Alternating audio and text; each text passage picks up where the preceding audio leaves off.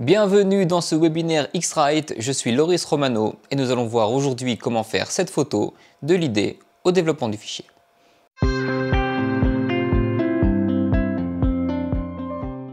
Je suis photographe pro depuis maintenant quelques années et je shoote principalement du portrait. En général, ce que les gens retiennent de moi, c'est mon utilisation des flashs.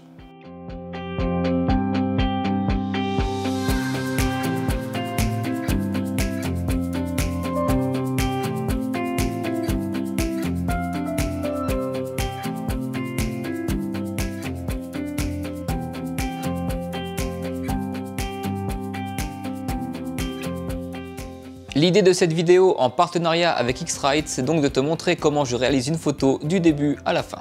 On va donc parler des préparatifs du shooting, de la mise en place du setup lumière, on fera un petit point sur les écrans et leur calibration, et on finira par développer le fichier dans Lightroom.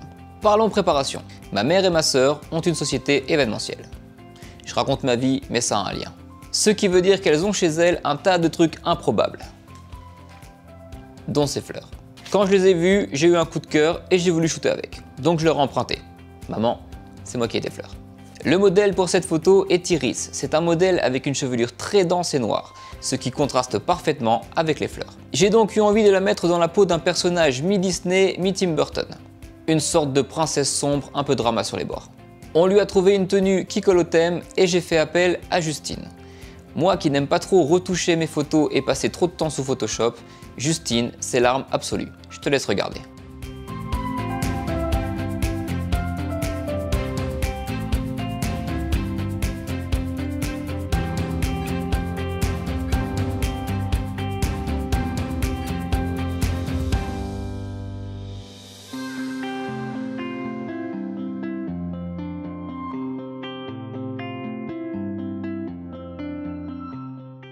Je le répéterai jamais assez, un bon make-up, ça change absolument tout au résultat d'une photo de ce type. Justine, c'est la maquilleuse avec qui je bosse la plupart du temps. Du jour au lendemain, quand j'ai shooté avec elle, mes photos étaient plus belles. Moi, j'avais rien changé. Passons au shooting. J'ai utilisé ici 4 sources de lumière. Pour les fous de matos, je vous fais un petit descriptif. On est sur du B10 et du B1X de chez Profoto. L'appareil utilisé est un D850 et les optiques des Sigma Art. Je disais donc 4 sources de lumière. Ma lumière principale est une boîte 60-90 avec une greenie d'abeille et une gélatine bleue.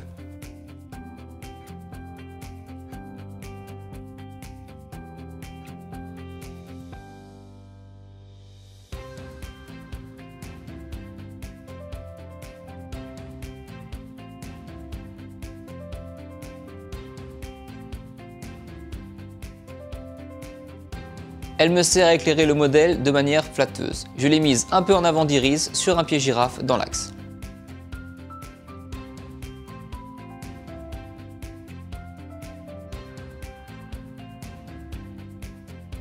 La greenie d'abeille me sert à concentrer le flux de lumière sur le modèle. Ainsi, la lumière bleue ne va pas éclairer entièrement toute la scène. J'ai ensuite placé une source au sol. Avec un bol beauté OCF de chez Profoto, ça correspond grosso modo à une Octobox 60 cm. Et j'ai mis à l'intérieur une gélatine orange.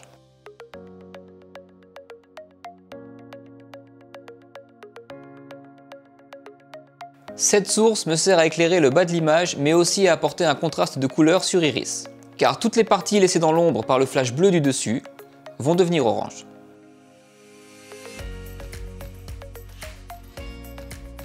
C'est un effet que j'utilise beaucoup.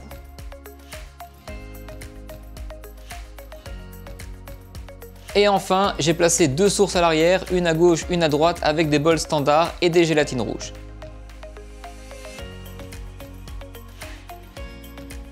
Petit détail qui a son importance, j'ai ajouté de la fumée.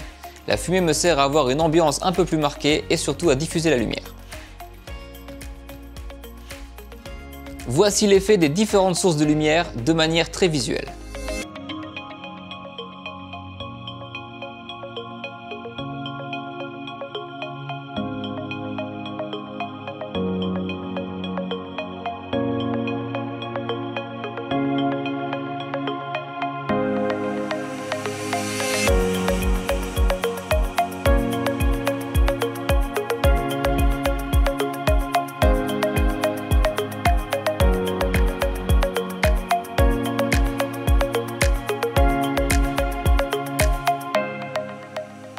Je te laisse maintenant voir quelques images du shooting pour que tu puisses voir où étaient placés les flashs et comment j'ai shooté.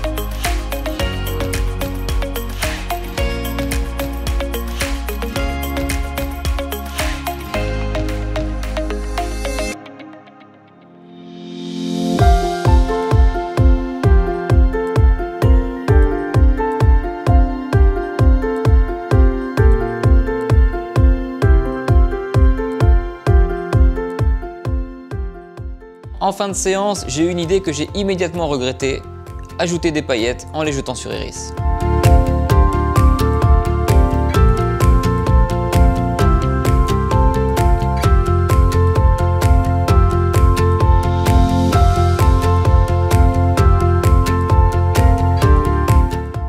Ça a complètement ruiné mon studio qui à ce jour est encore plein de paillettes.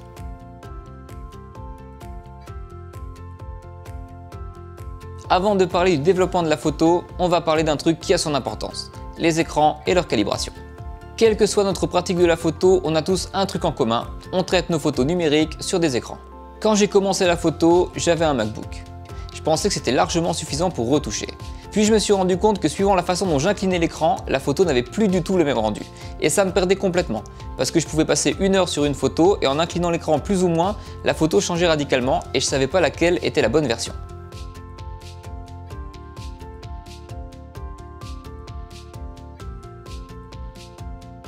En me renseignant, j'ai compris 2 choses fondamentales. Il y a les écrans d'un côté et la calibration de l'autre. Parlons déjà des écrans. J'ai donc vite compris qu'avec le genre de dalle qui est sur mon MacBook, je pouvais pas aller bien loin. Donc j'ai commencé à retoucher sur l'écran de mon PC fixe, qui était meilleur, mais pas bien fou. Et par la suite, je suis passé sur un écran dédié à la retouche photo. Et à chaque fois, j'ai vraiment vu la différence. Actuellement, je retouche sur un écran qui est spécialisé photo, avec une dalle mat. Et je me rends compte que sur des longues sessions de retouche, je me fatigue les yeux beaucoup moins vite. Les écrans les plus connus de ce type se trouvent généralement chez Eizo ou BenQ actuellement. Mais que tu aies un très bon écran ou un écran traditionnel, il sera toujours plus performant si tu l'as calibré. La calibration d'un écran te sert à lui faire afficher les couleurs les plus justes possibles. En affichant la même photo sur 2 écrans, le résultat peut varier du tout au tout. C'est très facile à vérifier en envoyant la même photo sur 2 téléphones de marques différentes et en les mettant côte à côte. Du coup, calibrer ton écran, c'est une garantie pour toi que tu retouches ta photo en voyant les couleurs justes. Et surtout si tu bosses avec plusieurs écrans. Moi par exemple, j'ai mon écran de retouche et juste à côté une tablette graphique avec un écran intégré. L'écran de la tablette graphique est beaucoup moins bon que mon écran de retouche, mais en calibrant les deux, je n'ai pas de problème de colorimétrie. Et si tu fais imprimer tes photos, la sonde de calibration devient quasiment indispensable pour être certain d'avoir les mêmes teintes sur le papier que sur ton écran. Et pour faire ça, la i1 Display Pro de chez X-Rite, c'est une petite bombe. Elle te permet de calibrer tout type d'écran et même les rétroprojecteurs. Elle est même capable de mesurer la lumière ambiante pour adapter l'affichage de ton écran à la lumière de la pièce dans laquelle tu te trouves. Et c'est super simple à utiliser, il te faut simplement placer cette sonde sur ton écran, lancer le programme qui est dédié, il va flasher une paire de couleurs à la suite et ensuite te faire un profil pour ton écran qui sera calibré. Je ne rentre pas plus en détail dans le process de calibration ici, le site web d'X-Rite est très documenté et te montre comment faire. En calibrant ton écran, tu ne pourras évidemment pas gérer les écrans sur lesquels les gens regardent ta photo, mais par contre, tu auras la certitude que tes couleurs sont justes. Et si tu imprimes, c'est indispensable. Donc là, on se retrouve dans Lightroom. Moi, en général, la première chose que je fais, c'est enlever ce profil Adobe. En fait, ce qu'il faut savoir, c'est que Lightroom, à l'import, t'importe son profil Adobe. Donc si vous êtes débutant et que vous avez une photo qui vous plaît sur votre appareil, vous la collez dans Lightroom, elle apparaît telle qu'elle était sur l'appareil et puis tout à coup elle devient plus plate. En fait, c'est ça qui en est la cause. Vous avez ici un endroit où il y a marqué profil et donc on voit bien qu'il passe en Adobe Couleur, et donc en cliquant dessus et en mettant parcourir, vous avez une série qui s'appelle Camera Matching, et si vous mettez standard, ça vous donne ce que vous donnez votre appareil si votre appareil était réglé en mode standard, mais du coup de base c'est réglé là-dessus. Et donc en cliquant dessus, on va récupérer ce qu'on avait comme visu sur l'appareil. Alors sur cette photo là, c'est pas ultra flagrant, mais il y a des fois où, surtout en shootant avec des gélatines, ça change complètement toutes les couleurs.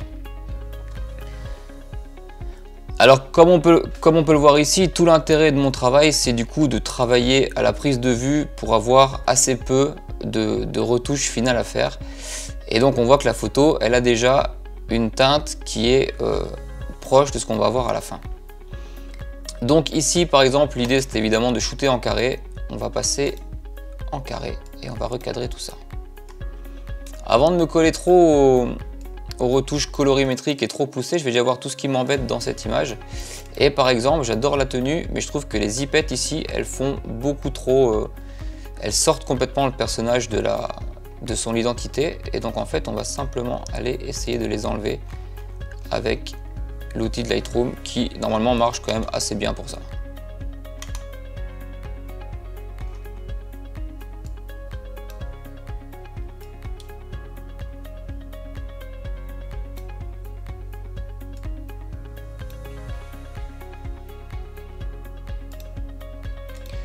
Voilà, on voit comment en un simple clic sur Lightroom, on peut carrément virer un peu ce qui nous embête. Et du coup, on a cette photo avec vraiment cette attitude d'iris que j'adore, qui est très drama. Et on va essayer de du coup la contraster un peu pour rechoper un petit peu d'ambiance un peu plus sombre. On va essayer de ne pas boucher les noirs, évidemment, on va regarder l'histo qui est en haut. Mais l'idée c'est qu'elle ait un petit peu de peps. Et pour ça, on va simplement mettre du contraste et de la vibrance, ce qui va déjà nous apporter une touche vachement plus contrastée. Ensuite, moi j'adore vraiment ce panneau étalonnage. C'est quelque chose dont je me sers avec beaucoup de douceur, mais qui apporte un vrai plus à mes images quand il s'agit de les faire péter un peu au niveau des couleurs. Donc on a les trois couleurs primaires, rouge, vert, bleu, et on va pouvoir agir sur chacune d'entre elles.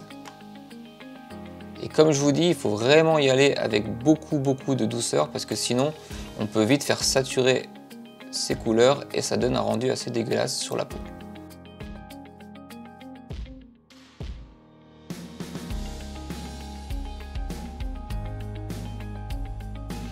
On va s'occuper un peu du contraste général de l'image. Alors on va mettre un tout petit peu de noir, on va faire sortir un peu le blanc pour le visage, un peu de haute lumière comme ça.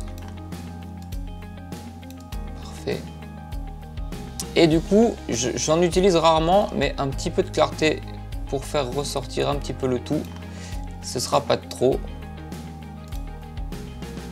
Comme je vous disais, on est déjà très proche de ce qu'on avait shooté directement au boîtier.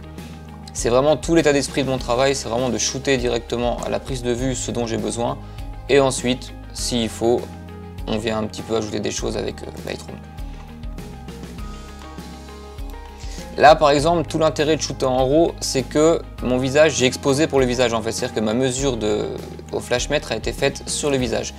Et du coup, les fleurs qui sont plus proches et surtout qui sont plus blanches que le visage apparaissent vraiment flashy.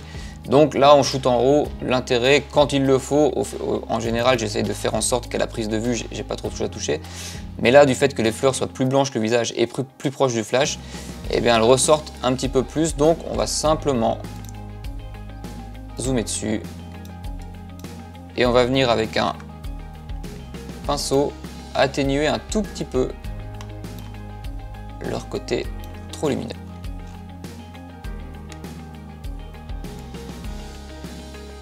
Mais il faut vraiment que ce soit fait avec parcimonie, encore une fois. L'idée c'est pas de dénaturer l'image, mais juste que ça prenne pas le pas sur son visage.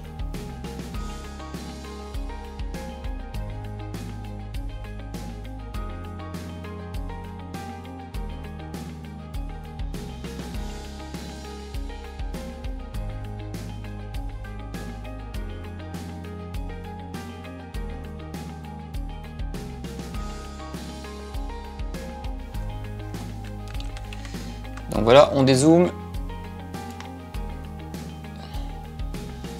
Et on voit que là, j'ai juste en fait en sorte que les fleurs prennent pas le pas sur le visage de la modèle.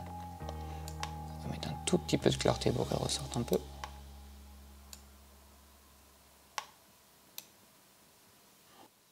Pareil, on va mettre un tout petit peu de vignettage pour accentuer ce côté vraiment drama sur elle.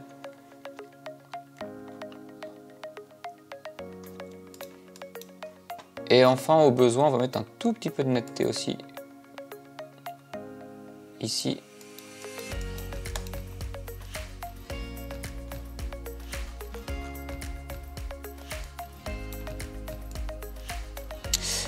Donc cette image là, pour moi, clairement, elle est prête à être exploitée. C'est quelque chose qui marche assez bien.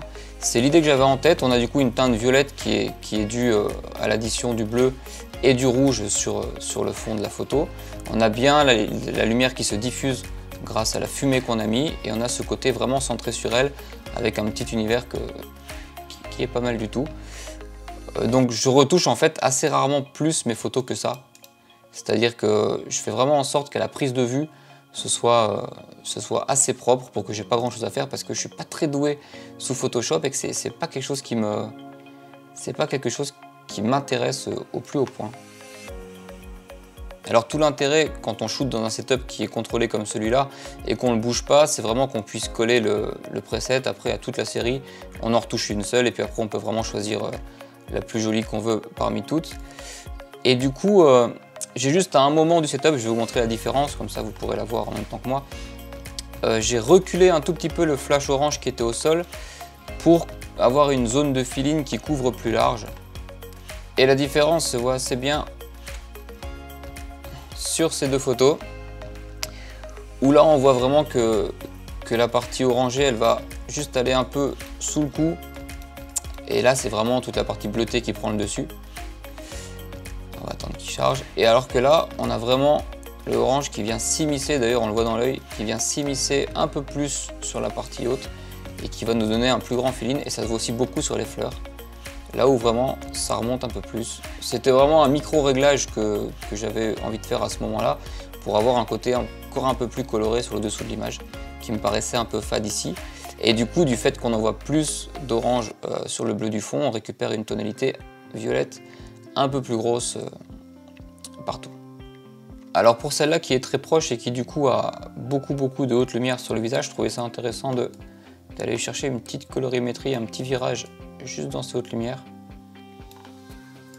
Vous voyez, histoire de lui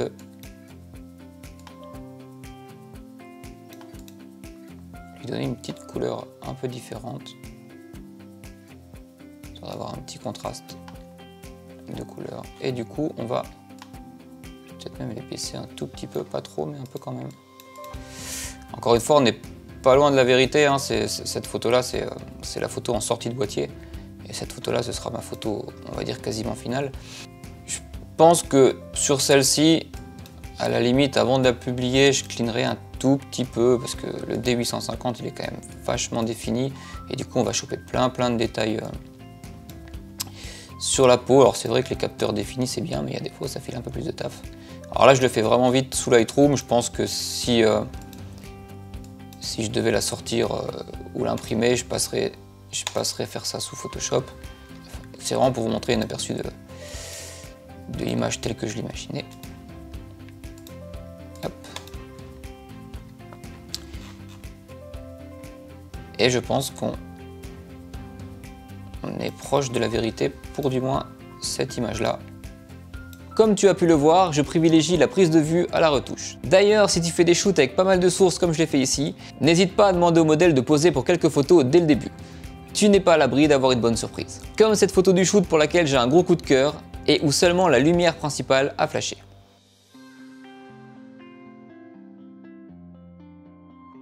J'espère que ce webinaire t'aura plu et je remercie Xrite de m'avoir sollicité pour venir jusqu'à vous. Je te laisse quelques endroits pour me retrouver sur internet et je te dis à très bientôt.